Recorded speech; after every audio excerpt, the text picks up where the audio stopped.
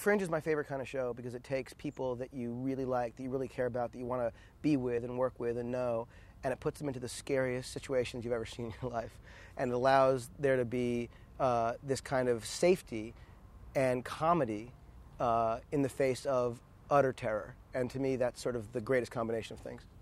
It's the story of three very different people who are brought together under very odd circumstances to, over the course of the series, to solve very strange mysteries every week, sort of in the vein of the X-Files.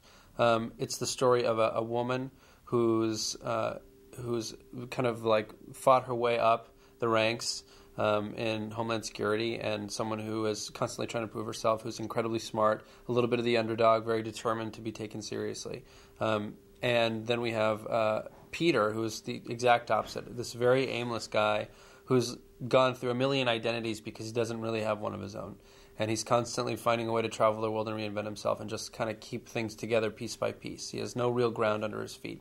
And a lot of that has to do with the third character of the movie, his father, Walter.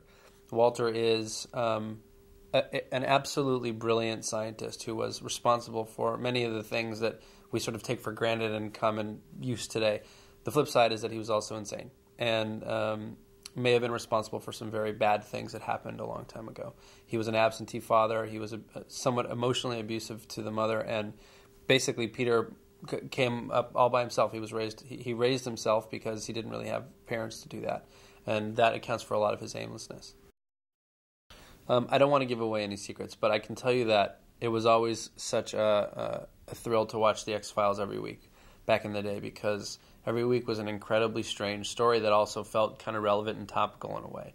And I think that what you'll find over the course of the series is that the world in front of you has secrets.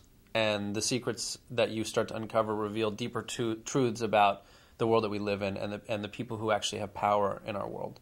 And that is going to bring you hopefully deeper and deeper into a big mythology every week. Fringe is a term that applies not only to the characters, and that we all have, that side of us that in the right situation or in the wrong situation is not exactly who we like to be or who we present to the world.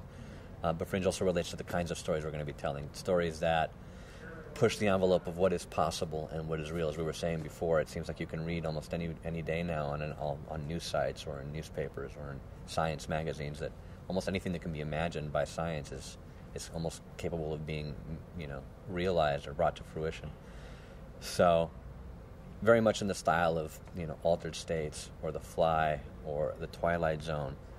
Those are the kinds of stories we want to get into, but grounded in today's reality and in the fact that what used to be fiction can now is almost science fact. This is what I like the most about it. It takes the world that we live in and then goes just slightly into the ridiculous zone, which good sci-fi does. It's a place that we can all relate to. It's not aliens and it's not werewolves. That's a different type of sci-fi. But it's our world, just with all the possibilities opened up.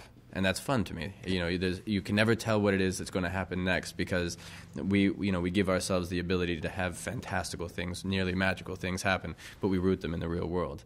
And that's great. Fundamentally, it's about a team of people that kind of assemble to investigate strange happenings, not necessarily,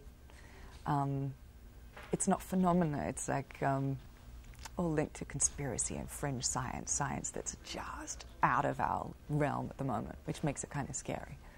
It's about beware government, right, which of course is very much on most people's minds in every country in the world. It's also what is the role of these companies that are so large that are ungovernable? Whose law covers any of this, which again is something we all know.